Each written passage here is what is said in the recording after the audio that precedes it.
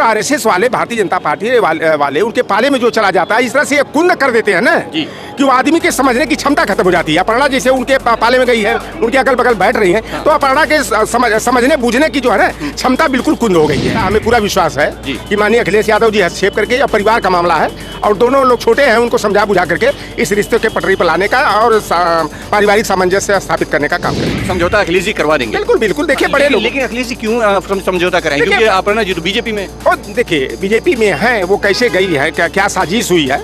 और कहा जाता है कि सुबह का भूला अगर शाम को घर वापस आ जाए तो उसे भूला नहीं कहते हैं। कि आरएसएस वाले ऐसे होते हैं कि पति पत्नी को एक खटिया का दो खटिया कर देते हैं। ये ऐसे षड्यंत्रकारी होते हैं, खतरनाक होते हैं। और आरएसएस के लोग पूरी तरह से अपर्णा को जो है कि डाइवर्ट करने का प्रयास और हमारे नेताजी के परिवार में इस तरह का कला पैदा करने का प्रयास कर रहे हैं। कैसे हैं सर? अपर्णा जी के बारे में कुछ बता दीजिए सर। देखिए घरेलू मामला है और रिश्ते बनते हैं, बिगड़ते हैं, लेकिन ये बिगड़ा हुआ रिश्ता हमें पूरा विश्वास है कि माननीय अखिलेश यादव जी हस्तक्षेप करके, या परिवार का मामला है और दोनों लोग छोटे हैं, उनको समझा बुझा करके इस रिश्ते के पटरी पर लाने का और पारिवारिक सामंजस्य स्थापित करने का काम करेंगे। जो लेखनी आई प्रतीक जी की तरफ से, उसमें क्या लग रहा है कि सच में अंदर कुछ अनबन हुई है? देखिए अनबन हुई है, जब बर्तन बजता है तभी आवाज आती है। और कहीं कहीं वो आया है, भारतीय जनता पार्टी जो है ना, जब ये चुनाव का समय आ रहा है, बौखलाहट में है, इसलिए परिवार में कला पैदा करने का ये प्रयास करते हैं, ताकि इसका जो है कि अलग तरीके से जो है कि समाज में संदेश फैला दिया जाए। जैसे 17 में इनको चस्का लग गया है, इसलिए जो है कि प्रतीक और अपर्णा के मुद्दे को जो है तुल दे करके जो है पारिवारिक कला को पैदा करना चाहते हैं। लेकिन हम लोग इस बार पूरी तरह सतर्क हैं और हमारे राष्ट्रीय अध्यक्ष जी निश्चित रूप से दोनों लोगों को बैठा करके, अगल बगल समझा करके जो है, डिम्पल जी की भी अहम भूमिका रहेगी और परिवार में जो ये दरार आई है अपर्णा और प्रतीक के बीच में, उसमें जो है उस दरार को खत्म कर दिया। ये जो दरार पैदा हुई है वो बीजेपी की वजह से, आपस में भारतीय जनता पार्टी, देखो आरएसएस और भारतीय जनता पार्टी, आरएसएस के बारे में कहा जाता है कि हम तो पहले से कहते रहते हैं, माननीय जी के सामने भी मैं 18 में एक बात ये कह दिया था कि आरएसएस वाले ऐसे होते हैं कि पति पत्नी को एक खटिया का दो खटिया कर देते हैं।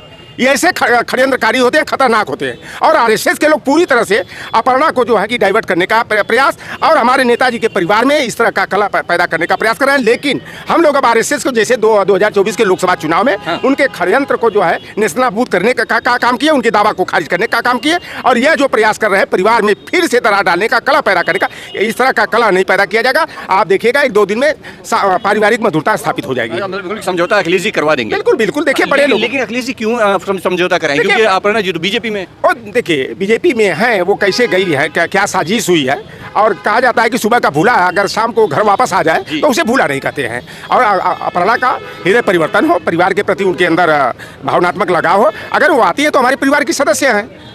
प्रतीक जी कह रहे हैं कि इनसे कोई मतलब नहीं रहा हमसे और ये अपना व्यक्तिगत लाभ लेने के लिए ऐसा कह रही है। आदमी जो है ना काफी जब दुखी हो जाता है और आरएसएस वाले, भारतीय जनता पार्टी वाले उनके पाले में जो चला जाता है, इस तरह से ये कुंद कर देते हैं ना कि वो आदमी के समझने की क्षमता खत्म हो जाती है। अपर्णा जैसे उनके पाले में गई है, उनके अगल बगल बैठ रही है, तो अपर्णा के समझने बूझने की जो है ना क्षमता बिल्कुल कुंद हो गई है। और उसी का परिणाम रहा कि प्रतीक को जो है कि इस तरह का निर्णय लेने का निर्णय लेना पड़ा। लेकिन हमारे मुखिया जो है पूरी तरह से पारिवारिक विवाद को खत्म करने के प्रयास में जुटे हुए हैं। ओके, लग रहा है कि अखिलेश जी डिम्पल जी और अखिलेश जी जो है यह परिवार का जो कला है, प्रतीक और अपर्णा के बीच रिश्ते में जो खटास आई है, उसमें मधुरता पैदा करने का काम करें। और ये जो आपस में अनबन हुई वो बीजेपी की वजह से हुई, ये क्लियर है? ये पूरी तरह से आरएसएस और बीजेपी की मैं बार बार कह रहा हूँ।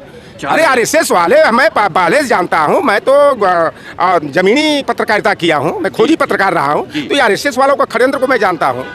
मैं पहले भी बोलता रहा हूँ, पति पत्नी को एक खटिया का दो खटिया पर कर देना, कब कहाँ किसको लड़ा देंगे, कोई ठिकाना रहा चलते लड़ा देंगे। क्या बात है, चलिए thank you very much.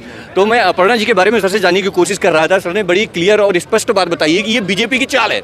Aparna और प्रतीक के बीच में जो अनबन हुई है ये बीजेपी का एक षड्यंत्र है, ऐसा समाजवादी पार्टी के नेता लौटन राम निषाद जी कह रहे हैं। खैर, आपको क्या लगता है अपर्णा और प्रतीक के बीच में जो अनबन हुई है, इसके बीच में क्या कहानी हो सकती है? अपनी राय मुझे नीचे कमेंट में जरूर दीजिएगा। चलिए मिलते हैं नई जगह पे नए मुद्दे के साथ, नई बात के साथ। बने रहे साथ देखते रहे भारत एक सोच हिंदी।